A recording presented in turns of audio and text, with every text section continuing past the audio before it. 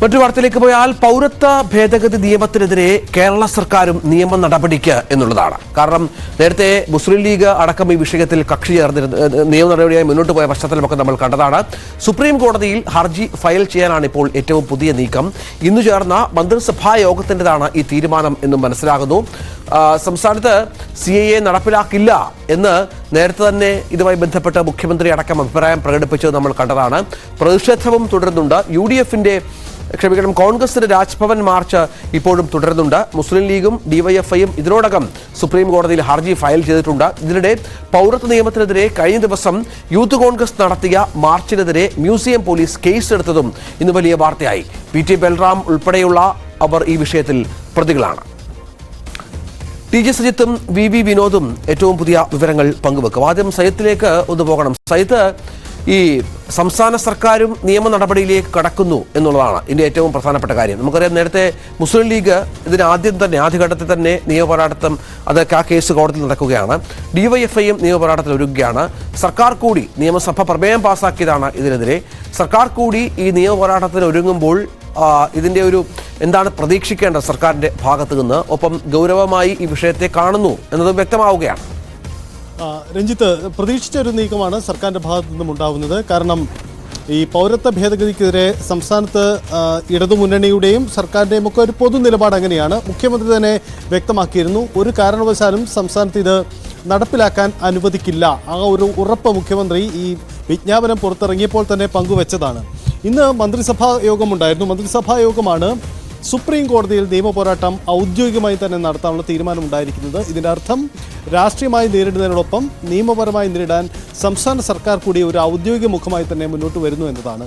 അങ്ങനെ വരുമ്പോൾ സംസ്ഥാനത്തെ രാഷ്ട്രീയ പാർട്ടികൾക്ക് പുറമെ കേരള സർക്കാർ കൂടി ഇതിനെ നിയമപരമായി നേരിടുന്നു. ഈ വിജ്ഞാപനത്തിന് സ്റ്റേ വാങ്ങിക്കുകയാണ് സർക്കാരിൻ്റെ ലക്ഷ്യം. അങ്ങനെ ഈ വിഷയത്തിൽ ശക്തമായ നിലപാടുമായി പോകാനാണ് കേരള സർക്കാരിൻ്റെ ഭാഗത്തു നിന്നും തീരുമാനമുണ്ടായിരിക്കുന്നത്. ലോക്സഭാ തെരഞ്ഞെടുപ്പിൻ്റെ പശ്ചാത്തലമാണ്. അതുകൊണ്ടുകൂടി സർക്കാർ ഈ വിഷയത്തിൽ എന്ത് നിലപാടെടുക്കുന്നു എന്നത് സ്വാഭാവികമായും നോക്കിക്കാണപ്പെടും. അത് മുന്നിൽ കണ്ടുകൂടിയാണ് സർക്കാർ വേഗത്തിൽ ഇത്തരമൊരു തീരുമാനമെടുത്തിരിക്കുന്നത്. CPIMും മറ്റ് ഇടതു പാർട്ടികൾക്കും മുസ്ലിം ലീഗും കോൺഗ്രസും അടക്കമുള്ള കക്ഷികൾക്ക് പുറമെ നിയമ പോരാട്ടത്തിലേക്ക് സംസ്ഥാന സർക്കാർ കൂടി വരുന്നു എന്നതാണ് ഇതിൻ്റെ ചിത്രം. അതേസമയം ഈ സർക്കാർ മുന്നിൽ വെല്ലുവിളിയാവുന്നത് ഈ കേസുമായി ബന്ധപ്പെട്ട് ഇതിനെതിരെ നടന്ന സമരങ്ങളിൽ എടുത്ത കേസുകൾ എന്തുകൊണ്ട് പിൻവലിക്കപ്പെട്ടില്ല എന്ന ചോദ്യം സ്വാഭാവികമായും ഉയർന്നു വരികയും ചെയ്യുന്നുണ്ട്. അതൊരു രാഷ്ട്രീയ പ്രതിസന്ധിയാണ്. പക്ഷേ പൗരത്വ ഭേദഗതി നിയമവുമായി ബന്ധപ്പെട്ട് കൃത്യമായ നിയമ പോരാട്ടത്തിലേക്ക് സംസ്ഥാന സർക്കാരും കടക്കുന്നു എന്നതാണ് ഇതിൻ്റെ പ്രാധാന്യം. ഈ നിയമവൃത്തങ്ങളൊക്കെ സഹിതവുമായി ബന്ധപ്പെട്ട് പറയുന്ന ഒരു പ്രധാനപ്പെട്ട കാര്യം, ഈ പൗരത്വ ഭേദഗതി നിയമം കോടതിയിൽ ചോദ്യം ചെയ്യാവുന്നതാണ്. കാരണം മതപരമായി ഇത്തരം ഡിവിഷൻസ് പാടില്ല എന്നുള്ളതാണ്. നേരത്തെയും ഇതുമായി ബന്ധപ്പെട്ട കേസുകളുണ്ട്. ഈ വിഷയത്തിൽ വ്യത്യസ്തമായ അഭിപ്രായങ്ങൾ കോടതി പ്രകടിപ്പിച്ച പശ്ചാത്തലം കൂടി ചേർത്ത് വായിക്കണം. അപ്പോൾ സംസ്ഥാന സർക്കാരും ആത്മവിശ്വാസത്തോടെ ഇതിനിറങ്ങുമ്പോൾ ഒരു കേവല നിയമ പോരാട്ടം എന്നതിനപ്പുറം മറ്റു പല ലക്ഷ്യങ്ങളുമുണ്ട്. കാരണം കേരളത്തിൽ ഈ CAAക്കെതിരെ പോരാടുന്നതിൽ പ്രധാനി LDF ആണ്, CPM ആണ്, സർക്കാരാണ് എന്ന് വരുത്തി തീർക്കുകയും വേണം. തെരഞ്ഞെടുപ്പ് സാഹചര്യത്തിലും അത് വളരെ പ്രധാനമാണ്. തീർച്ചയാണ് രഞ്ജിത്ത്, രണ്ട് ഘടകങ്ങളാണ്. ഒന്ന്, നിയമപരമായി ഇതിനെ കോടതിയിൽ ചോദ്യം ചെയ്യപ്പെട്ട് നിയമപരമായ ഒരു വിജയം നേടി പൗരത്വ ഭേദഗതി നിയമത്തെ നടപ്പിലാക്കുന്നതിന് താൽക്കാലികമായെങ്കിലും ഒരു സ്റ്റേ വാങ്ങിച്ചെടുക്കാൻ സർക്കാരിന് കഴിഞ്ഞാൽ അത് വലിയ വിജയമായി തന്നെ ചൂണ്ടിക്കാണിക്കാൻ കഴിയും. മറ്റൊന്ന്, നിയമ പോരാട്ടത്തിലേക്ക് സർക്കാർ കടന്നില്ലെങ്കിൽ ഉണ്ടാവുന്ന രാഷ്ട്രീയമായ തിരിച്ചടിയാണ്.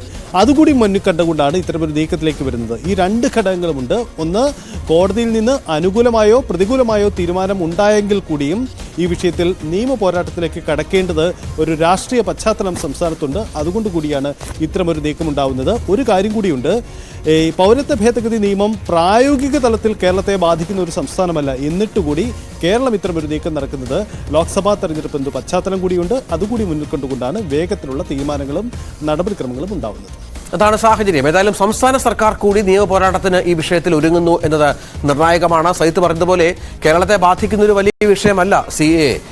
പക്ഷേ അത് രാഷ്ട്രീയമായ ഒരുപാട് അർത്ഥങ്ങൾ CPM അല്ലെങ്കിൽ സംസ്ഥാന സർക്കാർ ഇതുമായി ബന്ധപ്പെട്ട് കൂട്ടിച്ചേർത്ത് വായിക്കുന്നുണ്ട്. കാരണം ഇവിടെ ഒരു തരത്തിലും കേരളത്തെ ബാധിക്കാത്തൊരു വിഷയത്തിൽ നിയമ പോരാട്ടത്തിന് പോകുമ്പോൾ പൗരത്വ ഭേദഗതിക്കെതിരെ ഏറ്റവും വലിയ പോരാട്ടം നടത്തുന്നത് കേരളമാണ് എന്ന ഇമേജ് ദേശീയതലത്തിൽ സൃഷ്ടിക്കണം. ഒപ്പം കേരളത്തിൽ അത് തെരഞ്ഞെടുപ്പിൽ വലിയ ഇമ്പാക്റ്റ് ഉണ്ടാകുമെന്ന് പ്രതീക്ഷിക്കുകയും ചെയ്യും. നമുക്ക് VV വിനോദിലേക്ക് കൂടി ഒന്ന് പോകണം. വിനോദ്, വലിയ പ്രക്ഷോഭം കേരളത്തിൽ, അസം കഴിഞ്ഞാൽ ഒരുപക്ഷെ പ്രക്ഷോഭം കാര്യമായി നടക്കുന്നത് കേരളത്തിലാണ് എന്ന് മനസ്സിലാക്കണം. ഇന്നലെ രാജ്ഭവൻ മാർച്ച് ഉണ്ടായിരുന്നു. ഇന്നും കോൺഗ്രസിന്റെ മാർച്ച് പുരോഗമിക്കുന്നുണ്ട്. അതിന്റെ ഏറ്റവും പുതിയ വിവരങ്ങൾ, അതിന്റെ സാഹചര്യം എന്താണ്?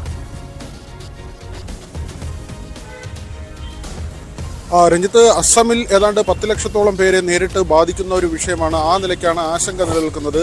കേരളത്തിലാകട്ടെ ഈ പൗരത്വവുമായി ബന്ധപ്പെട്ട് അപേക്ഷയോ ഹർജികളോ ഒന്നും തന്നെ സർക്കാരിന് മുന്നിലില്ല. അതുകൊണ്ട് തന്നെയാണ് ഒരു രാഷ്ട്രീയ നിലപാട് എന്ന നിലയ്ക്ക് ഈ വിഷയം ഏറ്റെടുക്കുകയും അത് രാജ്യത്തിൻ്റെ ശ്രദ്ധയിലേക്ക് കൊണ്ടുവരികയും ചെയ്യുന്നത്.